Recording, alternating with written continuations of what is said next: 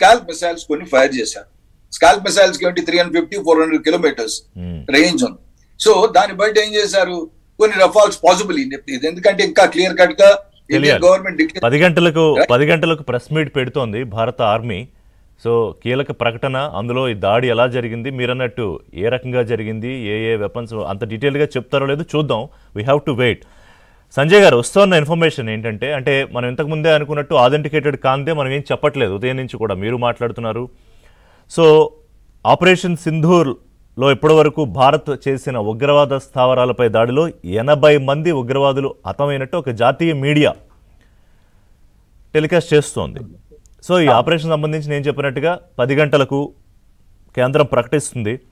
మొత్తం మీద 9 ఉగ్రవాద శిబిరాలపై ఆపరేషన్ సింధూర్ పేరుతో జరిగిన దాడి. ఎందుకు ఈ పేరు పెట్టారో రెస్పెక్టెడ్ లెఫ్టినెంట్ జనరల్ చెప్పారు ఇప్పుడు మనకి కరెక్ట్గా.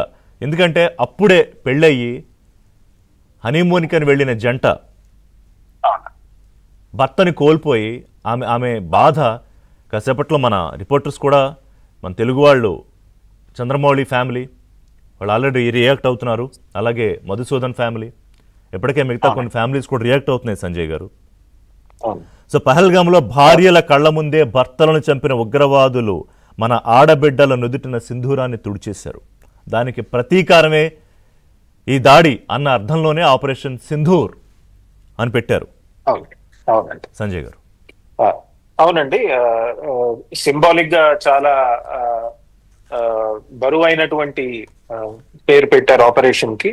అంతేకాదు సౌత్ ఏషియా తర్వాత ఏషియా, భారత ఉపఖండము తర్వాత ఏషియా ఖండము జియో పొలిటికల్ చేంజెస్ చూడబోతుందండి. భౌగోళిక రాజకీయాల రూపురేఖలు మారబోతున్నాయి.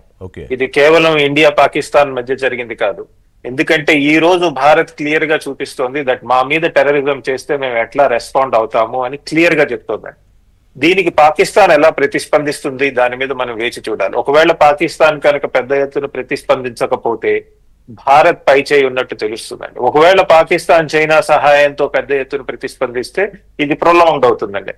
ఏది జరిగినా ఈ రెండిట్లో ఆసియా ఖండాల్లో జియో పొలిటికల్ రూపురేఖలు మారబోతున్నాయి.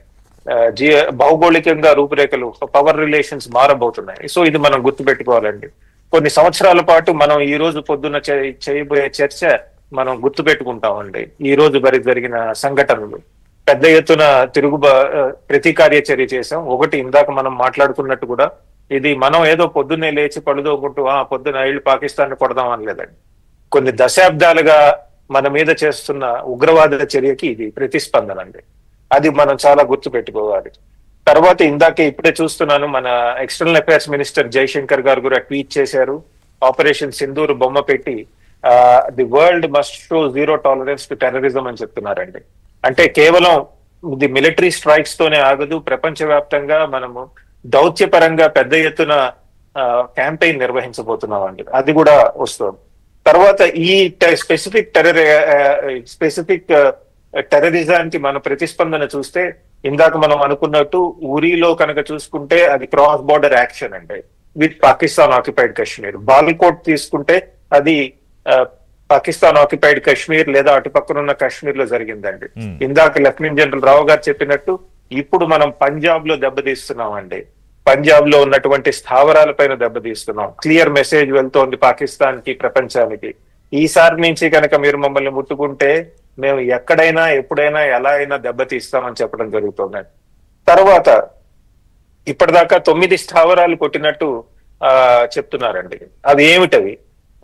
పంజాబ్ ప్రావిన్స్ లో భవల్పూర్, జైషే మొహమ్మద్, మనకి హఫీజ్ సయీద్ స్థావరాల్లో అత్యంత కీలకమైన ట్రైనింగ్ సాయుధ శిబిరాలు, వాటిని టార్గెట్ చేయడం జరిగిందని. లాహోర్ కి నార్త్ గా ఉన్నటువంటి మురీట్కే, అది Lashkar I Taiba training centre అండి. అక్కడ వాళ్ళకి శిక్షణ ఇచ్చే, ఉగ్రవాదులకి శిక్షణ ఇచ్చే సంస్థ. తర్వాత అలానే పంజాబ్ లో చకమ్రూ, అంటే అది కొద్దిగా బార్డర్ కి దగ్గరగా ఉంటుంది. తర్వాత పంజాబ్ లో సియాల్కోట్ మనకి తెలిసిందే, చాలా యుద్ధాల్లో కీలకమైన పాత్ర పోషించింది. జనరల్ రావు గారు దాని మీద మనకి ఇంకా బాగా చెప్పగలరండి. అలానే పాకిస్తాన్ ఆక్యుపైడ్ కాశ్మీర్ లో కోట్లీ, భింబ్రే, గుల్పూర్, భాగ్, తర్వాత ముజాఫర్బాద్ అంటే మీరు చూసుకుంటే గుల్పూర్, భాగ్ మధ్యలో కొద్ది దూరంలో మనకి ఇస్లామాబాద్ ఉంటుందండి.